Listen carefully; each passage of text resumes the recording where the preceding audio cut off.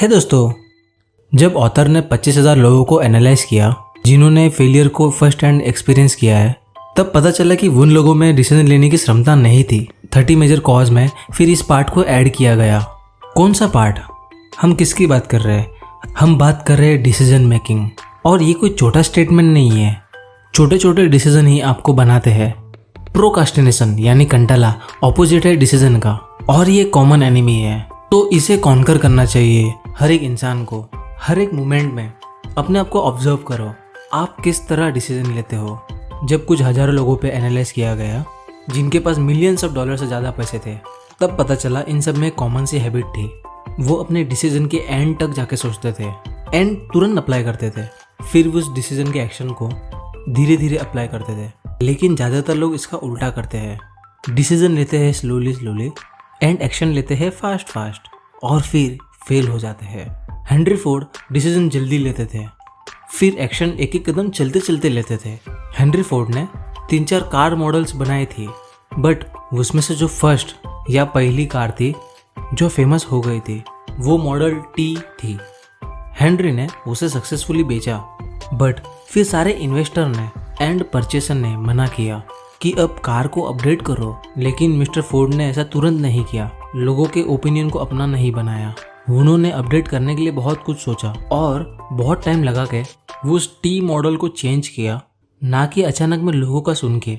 इसी आदत के कारण जो नेक्स्ट मॉडल था मॉडल ए, उसे मॉडल टी से ज़्यादा फेमस कर दिया।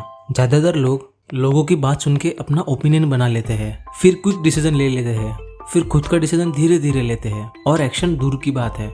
न्यूज़पेपर या गॉसिपिंग से बचो या सोशल मीडिया के ओपिनियन से बचो। Opinions are the cheapest commodities on earth. If you are influenced by the opinions of others, you will have no desire of your own. अपने डिसीजन में किसी को शामिल मत करो, खासकर अपने फैमिली या फ्रेंड्स को, क्योंकि वो इमोशनल होकर सोचेंगे। बट अपने मास्टरमाइंड ग्रुप से जरूर डिस्कस करो। मास्टरमाइंड ग्रुप में बस वही होने चाहिए जो उस सब्जेक्ट के बादशाह हो। मनी, लव एंड हेल्थ के एक्सपर्ट से ही पूछना चाहिए। ऑथर एक सलाह देते हैं, ज़्यादा मत बोलो, बल्कि ज़्यादा से ज़्यादा लोगों का सुनो। Keep your eyes and years wide open and your mouth close, क्योंकि जो ज़्यादा बोलते हैं वो कम काम करते हैं। दुनिया को बोलो आप क्या करने वाले हो, बट पहले करके दिखाओ। एक कहावत है यूएसए में, आपके काम गिने जाते हैं, ना कि आपके बोले हुए शब्द।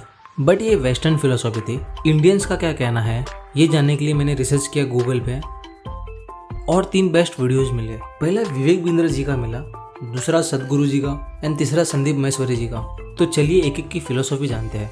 विवेक बिंद्रा अपने video how to take a tough decision in tough situation में कहते हैं, accept favourable, reject the unfavourable. Favourable क्या है? जो आपको happiness they.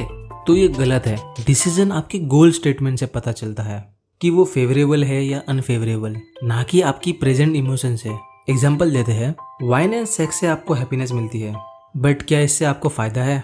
Decision making tool should not be depend on your temporary happiness, it's depend on your goal statement. और problem decision making में नहीं है, प्रॉब्लम आपके गोल स्टेटमेंट में है।